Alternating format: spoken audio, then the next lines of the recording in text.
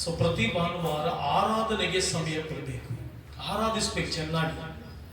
ಯಾಕೆ ಸೈತಾನನು ಆರಾಧನೆ ಮಾಡೋದಕ್ಕೆ ಬಿಡೋದಿಲ್ಲ ಅಂತಂದ್ರೆ, ನಾನು ಸುಮಾರು ಸರಿ ಹೇಳಿದ್ದೀನಿ, ನೀನು ಆರಾಧನೆ ಮಾಡಿದ್ರೆ, ದೇವರನ್ನ ಸ್ತುತಿಸಿದ್ರೆ ದೇವರು ನಿನ್ನನ್ನು ಉನ್ನತ ಸ್ಥಾನಕ್ಕೆ ಏರಿಸ್ತಾರೆ. ನೀನು ಉನ್ನತ ಸ್ಥಾನಕ್ಕೆ ಏರಿಸಲ್ಪಟ್ರೆ ದೇವರು ತನ್ನ ಅಭಿವೃದ್ಧಿಯ ಕಾರ್ಯಗಳಿಗೆ ನಿಮ್ಮ ಎಲ್ಲ ಆಶೀರ್ವಾದಗಳನ್ನ ಉಪಯೋಗಿಸಿಕೊಳ್ತಾನೆ. ಆ ಆಶೀರ್ವಾದಗಳು ದೇವರ ರಾಜ್ಯಕ್ಕೆ ಉಪಯೋಗಿಸಲ್ಪಟ್ರೆ ದೇವರ ರಾಜ್ಯ ಪ್ರಬಲವಾಗಿ ಉಪಯೋಗಿಸಲ್ಪಡ್ತದೆ, ಪ್ರಬಲವಾಗಿ ವಿಸ್ತಾರವಾಗಲ್ಪಡ್ತದೆ. ಆರಾಧನೆಗೆ ದೇವರು ಮೋಶೆಗೆ ಹೇಳ್ತಾರೆ, ಮೋಶೆ ನೀನು ನನ್ನನ್ನು ಆರಾಧಿಸಬೇಕು. ನೀನು ಮಾತ್ರ ಅಲ್ಲ, ಇಡೀ ಜನಾಂಗ ನನ್ನನ್ನು ಆರಾಧಿಸಬೇಕು, ಇಸ್ರಾಯೇಲ್ ಜನಾಂಗ ನನ್ನನ್ನು ಆರಾಧಿಸಬೇಕು. ಅದರಿಂದ ನೀನೇನ್ ಮಾಡು, ಫರೋಹನ ಸಂಧಾನಕ್ಕೆ ಹೋಗಿ ನಮ್ಮನ್ನ ಬಿಟ್ಟು ಬಿಡು, ನಮ್ಮನ್ನೇನ್ ಮಾಡು, ನಮ್ಮನ್ನ ಈ ಬಿಟ್ಟಿ ಕೆಲಸದಿಂದ ಬಿಟ್ಟು ಬಿಡು ಅಂತ ಕೇಳಲಿಲ್ಲ, ನಮ್ಮನ್ನ ಆರಾಧನೆ ಮಾಡಕ್ ಬಿಡು ಅಂತ ಕೇಳಿದ್ರು. ಅವರು ಬಿಟ್ಟಿ ಕೆಲಸ ಬಿಡು ಅಂತ ಕೇಳಲಿಲ್ಲ, ನಾವು ಬಿಟ್ಟಿ ಕೆಲಸ ಮಾಡಲ್ಲ ಅಂತ ಹೇಳಿಲ್ಲ. ಮೋಶೆಗೆ ಏನ್ ಹೇಳಿದ್ರಂತೆ, ಆರಾಧನೆ ಮಾಡೋದಕ್ಕಾಗಿ ನಮ್ಮನ್ನು ಕಳಿಸ್ಕೊಡು ಅಂತ. ದೇವರು ಮೋಶೆ ಮೂಲಕವಾಗಿ ತನ್ನ ಜನರಾದ ಇಸ್ರಾಯೇಲರಿಗೆ ತನ್ನನ್ನ ಆರಾಧಿಸುವುದಕ್ಕಾಗಿ, ಸೃಷ್ಟಿಕರ್ತನಾದ ದೇವರನ್ನು ಆರಾಧಿಸುವುದಕ್ಕಾಗಿ ಮೋಶೆ ಮೂಲಕವಾಗಿ ಫರೋಹನಿಗೆ ಒಂದು ಸಂದೇಶ ಹೋಗುತ್ತೆ. ಆ ಸಂದೇಶ ಹೋದಾಗ ಫರೋಹನು ಮೊಟ್ಟ ಮೊದಲನಾಗಿ ಬಿಡೋದಿಲ್ಲ ಅಂತ ಹೇಳ್ತಾನೆ, ಯಾವುದೇ ಕಾರಣಕ್ಕೂ ನಿಮ್ಮನ್ನು ಆರಾಧನೆ ಮಾಡೋದಕ್ಕೆ ಬಿಡೋದಿಲ್ಲ ಅಂತ ಹೇಳ್ತಾನೆ. ಎರಡನೇದಾಗಿ ಆ ಮಹತ್ಕಾರಗಳೆಲ್ಲ ನಡೆದ ಮೇಲೆ ತಿರುಗಿ ಹೇಳ್ತೇನೆ, ಪುರುಷರು ಮಾತ್ರ ನೀವು ಹೋಗಿ ಆರಾಧನೆ ಮಾಡ್ಕೊಂಡು ಬನ್ನಿ ಅಂತ ಹೇಳ್ತಾನೆ. ಅವಾಗ್ಲೂ ಒಪ್ಪೋದಿಲ್ಲ, ಅದ್ಭುತಗಳು ನಡೆಯುತ್ತೆ. ಆಮೇಲೆ ಸರಿ, ನೀವು ನಿಮ್ಮ ಮಕ್ಕಳು ಹೋಗಿ ನಿಮ್ಮ ಎಲ್ಲ ದನ ಕುರಿಗಳು ಇಲ್ಲೇ ಇರಲಿ ಅಂತ ಹೇಳ್ತಾರೆ. ಅದಾದ್ಮೇಲೆ ತಿರುಗಿ ಮಹತ್ಕಾರಗಳು ನಡೆಯುತ್ತೆ. ಅವಾಗ ನೀವು ಆರಾಧನೆ ಮಾಡ್ಲಿಕ್ಕೆ ಹೋಗಿ ಅಂತ ಬಿಡ್ತಾನೆ. ನೀವು ಕುಟುಂಬವಾಗಿ ಆರಾಧನೆ ಮಾಡೋದಕ್ಕೆ ನಾನು ಬಿಡೋದೇ ಇಲ್ಲ ಎಂಬಂತ ಒಂದು ಸಂದೇಶವನ್ನ ಕೊಡ್ತಾನೆ. ಪ್ರಿಯ ದೇವರ ಮಕ್ಕಳೇ, ಇಡೀ ನಿನ್ನ ಕುಟುಂಬ ಭಾನುವಾರ 10 ಗಂಟೆಗೆ ಬಂದು ಆರಾಧಿಸುವುದಕ್ಕಾಗಲಿಲ್ಲ ಅಂತಂದ್ರೆ ಅರ್ಥ ಮಾಡ್ಕೊಳ್ಳಿ, ನಿಮ್ಮನ್ನ ದೇವರು ಅತ್ಯುನ್ನತವಾದ ಸ್ಥಾನದಲ್ಲಿ ಇರೋದಕ್ಕೆ ನಿಮ್ಮ ಜೀವಿತದಲ್ಲಿ ಆ ಪ್ಯಾರಾಗ್ರಾಫ್ ಅನ್ನ ನೀವು ಓದಿ. ಇಸ್ರಾಯೇಲರಿಗೂ ಮತ್ತೆ ಫರೋಹನಿಗೂ ಮತ್ತೆ ಮೋಶೆಗೂ ನಡೆದಂತ ಆ ಪ್ಯಾರಾಗ್ರಾಫ್ ಬಹಳ ಪ್ರಾಮುಖ್ಯ. ಪ್ರತಿ ಸಾರಿ ಮೋಶೆ ಹೋಗಿ ಕೇಳ್ತಾನೆ, ನಮ್ಮನ್ನು ಆರಾಧನೆ ಮಾಡ್ಲಿಕ್ಕೆ ಬಿಡು ಅಂತ. ಫರೋಹನ್ ಹೇಳ್ತಾನೆ, ಬಿಡೋದಿಲ್ಲ. ನೀವು ಕುಟುಂಬವಾಗಿ ಹೋಗಿ ದೇವರನ್ನ ಆರಾಧಿಸಿ ಬಿಟ್ರೆ ದೇವರ ದಯೆ ನಿಮಗೆ ಉಂಟಾಗ್ಬಿಡುತ್ತೆ, ಆದುದರಿಂದ ನಾನು ಬಿಡೋದಿಲ್ಲ ಅಂತ ಹೇಳ್ತಾನೆ. ದೇವರ ದಯೆ ನಿಮಗೆ ಉಂಟಾಗ್ಬಿಡುತ್ತೆ ಅಂತ ಹೇಳ್ತಾನೆ. ಪ್ರಿಯ ದೇವ ಜನವೇ, ಪ್ರಿಯ ದೇವ ಮಕ್ಕಳೇ, ದೇವರ ದಯೆ ಬಹಳ ಪ್ರಾಮುಖ್ಯ. ಯಾಕೆ ಭಾನುವಾರನೇ ನೀವು ಆರಾಧನೆ ಬರ್ಲಿಕ್ಕಾಗಲ್ಲ? ಇದು ನಿಮ್ ಮಿಸ್ಟೇಕ್ ಅಲ್ಲ, it's not your mistake. It is Satan's business. ಸೈತಾನನ ಬಿಸ್ನೆಸ್ ಅದು.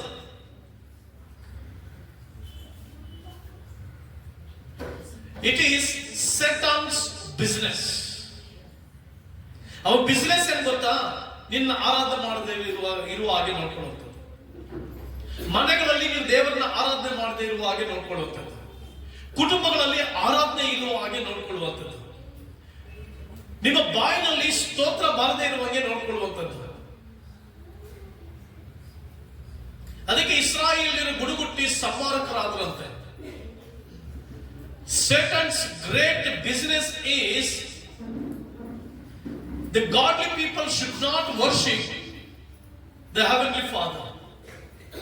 ಪರಲೋಕದ ದೇವರನ್ನು ಸ್ತುತಿಸದಂತೆ ನೋಡಿಕೊಳ್ಳುವಂಥದ್ದೇ ಸೈತಾನನ ಕುತಂತ್ರ, ಅವನ ಬಿಸಿನೆಸ್. ಯಾಕಂದ್ರೆ ನಿನಗಿಂತ ಅದ್ಭುತವಾದ ಆರಾಧನಾ ವೀರ ಲೂಸಿಫರ್ ಅಂತ, ನಿನಗಿಂತ ಅದ್ದುಪಟ್ಟು ಅಲ್ಲ, ನವರತ್ನಗಳಿಂದ ಸೃಷ್ಟಿಸಲ್ಪಟ್ಟಂತ ದೇವದೂತನಾಗಿದ್ದಂತ ಲೂಸಿಫರ್ನು ದೇವರನ್ನ ಆರಾಧಿಸ್ತಾ ಇದ್ದನಂತೆ. ಅದಕ್ಕೆ ಅವನಿಗೆ ಆರಾಧನೆಯ ಪ್ರಾಮುಖ್ಯತೆ ಗೊತ್ತು, ದೇವ ಜನರಿಗೆ ಆರಾಧನೆಯ ಪ್ರಾಮುಖ್ಯತೆ ಗೊತ್ತಿಲ್ಲ. ದೇವ ಮಕ್ಕಳಿಗೆ ಆರಾಧನೆಯ ಪ್ರಾಧಾನ್ಯತೆ ಗೊತ್ತಿಲ್ಲ. ಸೈತಾನನಿಗೆ ಗೊತ್ತಿರೋದ್ರಿಂದ ದೇವ ಜನರನ್ನ ಕರೆ ಎಳೆದು ಅವರನ್ನ ಆರಾಧಿಸದಂತೆ ನೋಡ್ಕೊಳ್ತಾ ಇರೋದೇ ಅವನ ಬಿಸಿನೆಸ್. ಅವನಿಗೆ ಲಾಭವಾದ್ರೂ ಏನು? ಆ ಬಿಸಿನೆಸ್ ನಲ್ಲಿ ಅವನಿಗೆ ಲಾಭ ಏನು? ದೇವಜನರು ದೇಶದಲ್ಲಿ ಉತ್ತಮ ಸ್ಥಾನಕ್ಕೆ ಬಾರದಂತೆ, ದೇಶದಲ್ಲಿ ದೇವಜನರು ಯಾವುದರಲ್ಲಿಯೂ ಬೆಳೆಯದಂತೆ, ದೇಶದಲ್ಲಿ ಪ್ರಪಂಚದಲ್ಲಿ ಮಾತ್ರವಲ್ಲದೆ ತಮ್ಮ ಸಂಬಂಧಿಕರ ಮಧ್ಯದಲ್ಲಿ ಅವರು ಯಾವುದರಲ್ಲಿಯೂ ಮುಂದುವರಿಯದಂತೆ. ಅಂದ್ರೆ ನೀನೀಗ ಏನ್ ಮುಂದುವರಿತಾ ಇದೆಯೋ ಆ ಮುಂದುವರಿಕೆ ದೇವರ ಚಿತ್ತ ಅಲ್ಲ. ನೀನು ಇಡೀ ದೇಶಕ್ಕೆ ಆಶೀರ್ವಾದವಾಗಬೇಕನ್ನೋದು, ಇಡೀ ಪ್ರಪಂಚಕ್ಕೆ ನೀನು ಆಶೀರ್ವಾದವಾಗಬೇಕನ್ನೋದು ದೇವರ ಆಶಯ. ಯಾಕಂದ್ರೆ ಅಬ್ರಾಹ್ಮನಿಗೆ ದೇವರು ವಾಗ್ದಾನ ಮಾಡಿದ್ರು, ನೀನು ಭೂಲೋಕದ ಎಲ್ಲಾ ಕುಲದವರೆಗೂ ನೀನು ಆಶೀರ್ವಾದ ನಿಧಿ ಆಗಲಿ ಅಂತ. ಯಾಕೆ ಬೆಳಿಗ್ಗೆ ಎದ್ದ ತಕ್ಷಣ ಕುಟುಂಬದಲ್ಲಿ ಗುಣಗುಟ್ಟುವಿಕೆ ಸೈತಾನನ್ನು ಆರಂಭಿಸ್ತಾನೆ? ಯಾಕೆ ಕೆಲಸದಲ್ಲಿ ಗುಣಗುಟ್ಟುವಿಕೆಯನ್ನು ಆರಂಭಿಸ್ತಾನೆ? ಯಾಕೆಂತಂದ್ರೆ ದೇವ ಜನರು ಆರಾಧಿಸದಂತೆ ನೋಡಿಕೊಳ್ಳುವಂತ ಅತಿ ದೊಡ್ಡ ಜವಾಬ್ದಾರಿಕೆ ಸೈತಾನ. ಅವನು ದೊಡ್ಡ ಜವಾಬ್ದಾರಿಕೆ, ಅವನು ತೆಗೆದುಕೊಂಡಿರುವಂತ ದೊಡ್ಡ ಜವಾಬ್ದಾರಿಕೆ ಏನ್ ಗೊತ್ತಾ? ದೇವ ಜನರು ಆ ದೇವರನ್ನು ಆರಾಧಿಸಬಾರದು. ಯಾಕೆ? ದೇವ ಜನರೇನಾದ್ರೂ ದೇವರನ್ನ ಆರಾಧಿಸಿಬಿಟ್ರೆ, ಬೆಳಗ್ಗೆ ಎದ್ದ ತಕ್ಷಣ ಆರಾಧಿಸಿಬಿಟ್ರೆ ದೇವರ ದಯ ಅವ್ರ ಮೇಲೆ ಉಂಟಾಗುತ್ತೆ. ದೇವರ ದಯ ಉಂಟಾದ್ರೆ ಬಿಡುಗಡೆ ಉಂಟಾಗುತ್ತೆ. ಬಿಡುಗಡೆ ಉಂಟಾದ್ರೆ ಅವರು ದೇವರ ಆಶೀರ್ವಾದವನ್ನು ಹೊಂದಿಕೊಳ್ತಾರೆ. ದೇವರ ಆಶೀರ್ವಾದವನ್ನು ಅವರು ಹೊಂದ್ಕೊಂಡ್ರೆ ದೇವರ ರಾಜ್ಯವನ್ನ ಕಟ್ತಾರೆ. ದೇವರ ರಾಜ್ಯ ಕಟ್ಟಲ್ಪಟ್ರೆ ಸೈತಾನ ರಾಮ ಸಾಮ್ರಾಜ್ಯ ನಿರ್ನಾಮವಾಗುತ್ತೆ.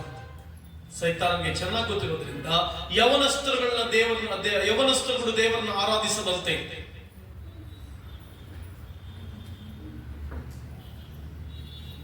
ఎందుకు నీవు దేవుణ్ణి ఆరాధించాలి? చాలా ప్రాముఖ్యం. It's very important. Why? It's mandatory to worship God. ದೇವರನ್ನು ಆರಾಧಿಸಲೇಬೇಕು. ಯಾಕೆಂದ್ರೆ ನೀನು ದೇವರ ದಯ. ಈಗ ನೀನೇ ಕ್ಯಾಲ್ಕುಲೇಷನ್ ಮಾಡ್ಕೋ, ನೀನು ಆರಾಧನೆಗೆ ಹೇಗೆ ಬರ್ತಾ ಇದೆಯಾ.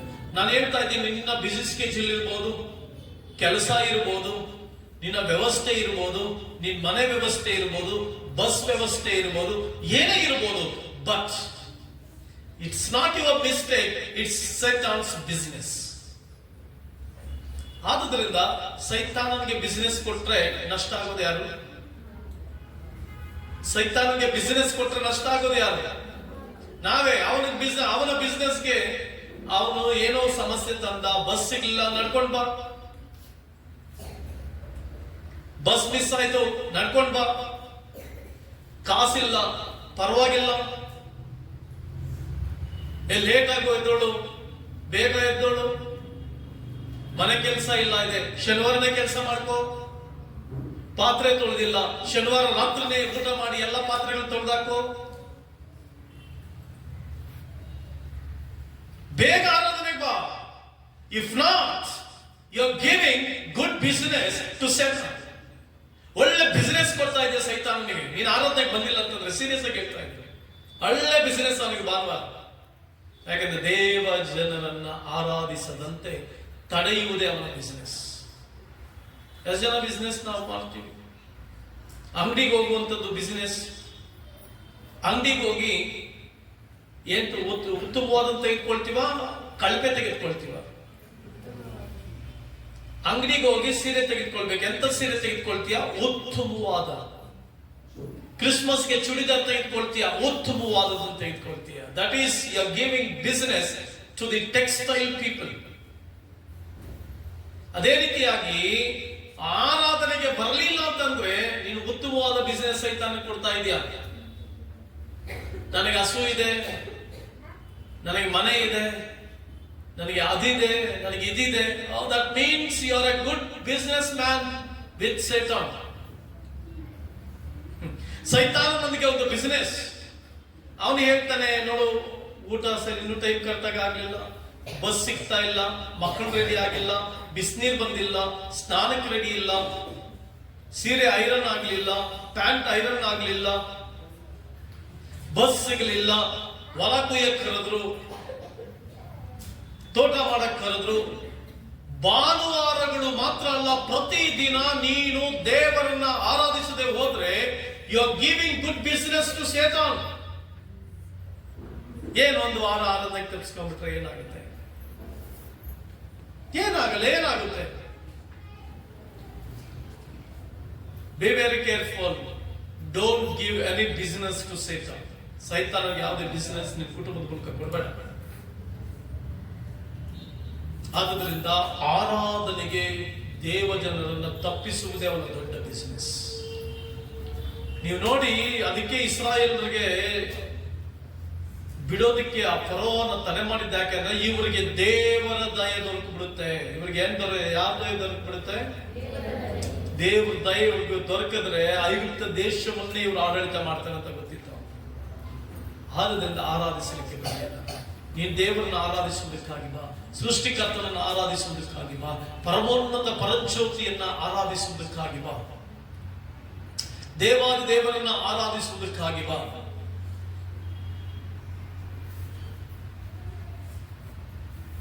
ಪ್ರಿಯ ದೇವರ ಮಕ್ಕಳೇ, ಭಾನುವಾರ ಈ 1 hour ನೀನು ಆರಾಧನೆ ಮಾಡಿ ನೋಡು.